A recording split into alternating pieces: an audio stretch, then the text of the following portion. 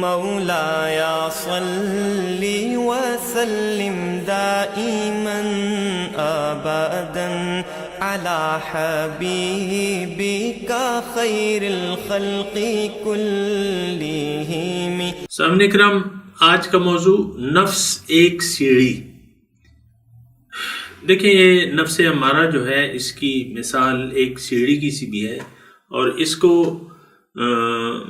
یعنی یہ ایک نعمت ہے۔ ہر جگہ سیڑھی ایک نعمت ہوتی ہے اونچے درجوں پر پہنچنے کے لیے۔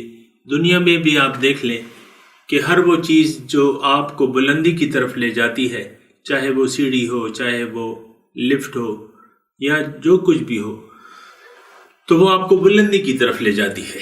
سیڑھی ہوتی ہی اس لیے ہے کہ وہ آپ کو بلندی کی طرف لے جائے۔ دیکھیں، سیڑھی کیا چیز ہے؟ دو بانس اور اس کے درمیان مختلف سٹیپس، یہ یعنی سٹیپس کا مجموعہ، یہ سیڑھی کہلاتا ہے۔ اور جب آپ اوپر چڑھنا چاہتے ہیں تو سیڑھی کو لگانا پڑے گا، سیڑھی کو لگانا پڑے گا، اور یعنی اپنی جہاں آپ جانا چاہتے ہیں اس طرف لگانا پڑے گا۔ مثال کے طور پہ آپ ایک مکان کی پہلی منزل میں ہیں اور سیڑھیاں نہیں ہیں، آپ کو بانس کی سیڑھی ملتی ہے، تو پہلے تو آپ اس سیڑھی کو کھڑا کریں گے، اور پھر اس میں جو رکاوٹیں ہیں اس پر قدم رکھتے ہوئے آپ اوپر کی طرف چلتے رہیں گے۔ نفس کی بالکل ایسی مثال ہے سامعین اکرام کہ یہ ایک سیڑھی کی سی ہے، یعنی رکاوٹوں کا ایک مجموعہ ہے۔ دیکھیں، جب بھی آپ نے اللہ کا ارادہ کر کے کمر کس لی تو یہ نفس کی سیڑھی جو ہے یہ کھڑی ہو جائے گی۔ عام حالات میں یہ کھڑی نہیں ہوتی، یہ لیٹی ہوتی ہے، کیونکہ آپ خود نفسانی خواہشات پر عمل کرتے رہتے ہیں، تو نفس جو ہے خاص رکاوٹ نہیں ڈالتا۔ جب تک اللہ آپ کی منزل نہیں ہے، نفس آپ کو کوئی رکاوٹ نہیں ڈالے گا، یہ سیڑھی نہیں بن سکتی۔ لیکن جب بھی آپ نے اللہ کو اپنی منزل بنا لیا اور کمر کس لی تو یہ نفس کی سیڑھی تن جائے گی، کھڑی ہو جائے گی۔ اس کا یعنی ایک سرا جو ہے آپ کے پاس ہوگا اور دوسرا سرا جو ہے رب اعلیٰ کے دربار میں ہوگا۔ تو اب کیا ہے کہ آپ اس سیڑھی پر، نفس کی جو سیڑھی ہے اس کی رکاوٹوں پر قدم رکھتے رہیں، آہستہ آہستہ، اور اپنے رب کی طرف چلے جائیں، تقرب حاصل کر لیں، اپنے رب کا تقرب حاصل کر لیں۔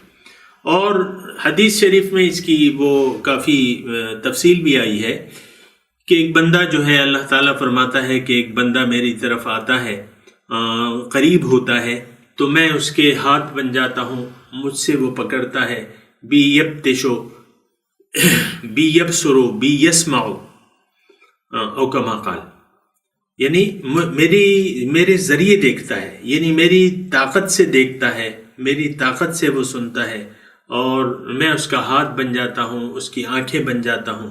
تو اسی طرح رب کے دربار میں ہم پہنچ جاتے ہیں۔ تو نفس کی مثال جو ہے، یہ بات نوٹ کر لیں سامعین اکرام، نفس کیا ہے؟ یہ ایک عظیم الشان نعمت ہے اگر آپ اس کو درست استعمال کریں، یعنی اس کو سمجھ لیں کہ یہ ہے کیا چیز۔